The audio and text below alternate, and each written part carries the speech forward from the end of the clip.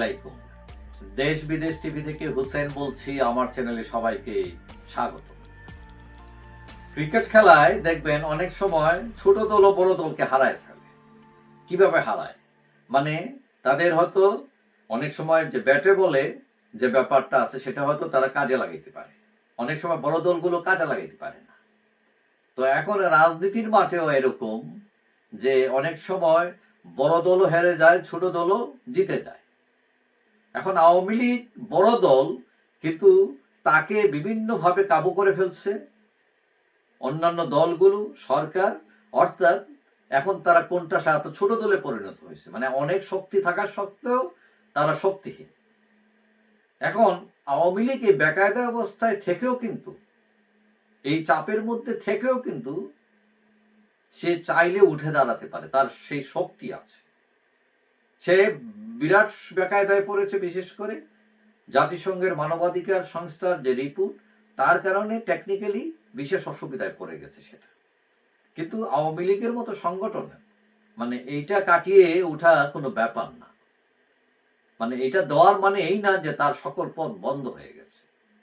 আওয়ামী লীগের সবচেয়ে বড় শক্তি হচ্ছে যে বাংলাদেশের এমন কোনো গ্রাম মহল্লা নেই যেখানে আওয়ামী লীগের সংগঠন নেই। এটা ছাড়াও পৃথিবীর প্রায় সকল দেশে আওয়ামী লীগের সংগঠন রয়েছে। তারা যদি অ্যাক্টিভ হয় তাহলে এটা বড় একটা কাজ আওয়ামী লীগের জন্য হতে পারে। 1971 সালে মহান স্বাধীনতা যুদ্ধে কিন্তু এই আওয়ামী লীগের লোকজনই পৃথিবীর বিভিন্ন জায়গায় ক্যাম্পেইন করে বিশ্ববাসীকে জানান দিছিল যে আমরা স্বাধীনতা চাই, এবং সমস্ত বিশ্ব কিন্তু তখন আস্তে আস্তে সাপোর্ট করা শুরু করেছিল এই মুক্তিযুদ্ধকে। এখন আওয়ামী লীগ চাইলে আস্ত মানে পৃথিবী জুড়ে সে একটা ক্যাম্পেইন করতে পারে, কিন্তু ক্যাম্পেইন করার তো ইস্যু যেগুলো উঠে সেই ইস্যুকে কাটা হয়ে থাকে।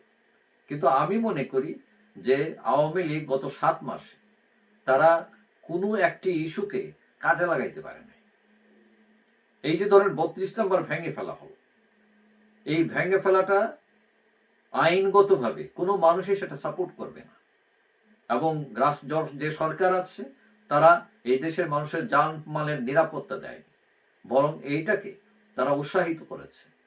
এখন এইটাকে কিন্তু কাজে লাগানো যেত, এই বিষয়টাকে, কিন্তু আওয়ামী লীগ সেভাবে সেটা পারে না। এখন এটা ইস্যু চলে গেছে ধরেন, এখন ইস্যু কিন্তু আরো আসবে। নিবন্ধন বাতিল ইস্যু আসতে পারে, ছাত্রলীগ অলরেডি নিষিদ্ধ হয়েছে, এইটাকেও কিন্তু কাজে লাগাইতে পারে নাই আওয়ামী লীগ। এখন আবার আওয়ামী লীগ নিষিদ্ধের কথা উঠেছে।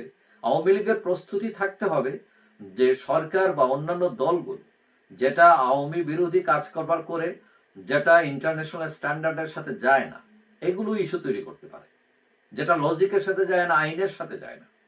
যেমন মানুষের কথা বলার অধিকার, রাজনীতি করার অধিকার যদি কেউ কেড়ে নিতে চায়, বিশ্ব সম্প্রদায় কিন্তু সেটা মানবে না। এখন এগুলোকে কিন্তু আওয়ামী লীগ কোনোভাবেই ইস্যু তৈরি করতে পারছে না। কেন পারছে না? আওয়ামী লীগের মূল সমস্যা হচ্ছে এটা এখন এক ব্যক্তির দল হয়ে গেছে। সবাই দিল্লির দিকে তাকিয়ে থাকে, মানে দিল্লি থেকে কি আসে সংবাদ, তখন তারা ইয়েস নট করে। কিন্তু আওয়ামী লীগের মতো দলে এটা এইরকম হওয়া তো উচিত নয়। এখন এই জায়গাটা থেকে বেরোতে হবে আওয়ামী লীগকে। এখন আওয়ামী লীগের যে পলিসি বর্তমানে, এটা হচ্ছে অনেকটা আগ্রাসী ভূমিকা। এখন তাতে এই আগ্রাসী ভূমিকার কারণে এটা লাভের চেয়ে কিন্তু দলের ক্ষতি হচ্ছে বেশি। বিশেষ করে আত্মগোপনে থাকা কর্মীদের বেরোনের পথ রুদ্ধ হয়ে যাচ্ছে। তো আপনি বিপ্লব করবেন কি দিয়ে, সংগ্রাম করবেন কি দিয়ে? আপনার তো কর্মী বাহিনী লাগবে। এখন তারা যদি বেরোতে না পারে, তারা যদি মুক্তাঙ্গনে না আসতে পারে, আপনি ফেসবুকে আর ইউটিউবে বিপ্লব করে ফেলবেন?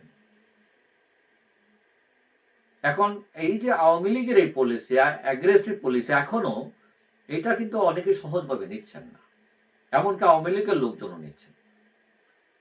আপনি হুঙ্কার না দিয়ে কুশলী হন, আওয়ামী লীগের পক্ষে যায় এমন ইস্যুকে কাজে লাগান।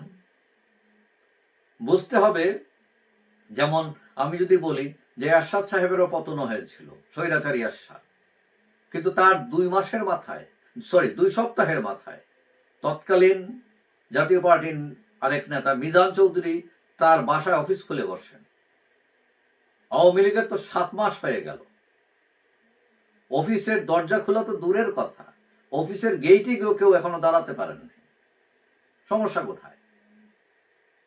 আমি মনে করি 7 মাসে আওয়ামী লীগের জন্য যেসব সুবিধা তৈরি হয়েছিল, আওয়ামী লীগ তা কাজে লাগাতে পারেনি, ব্যর্থ হয়েছে। কিন্তু সময় ফুরিয়ে যায়নি, এখনো ঠান্ডা মাথায় চিন্তাশীল পথে এগুলে আওয়ামী লীগের উঠে দাঁড়ানো সময়ের ব্যাপার না, এটা গ্যারান্টি। যাই হোক, সবাই ভালো থাকবেন। আশা করি দেখা হবে অন্য কোনো ভিডিওতে ইনশাআল্লাহ। আল্লাহ হাফেজ।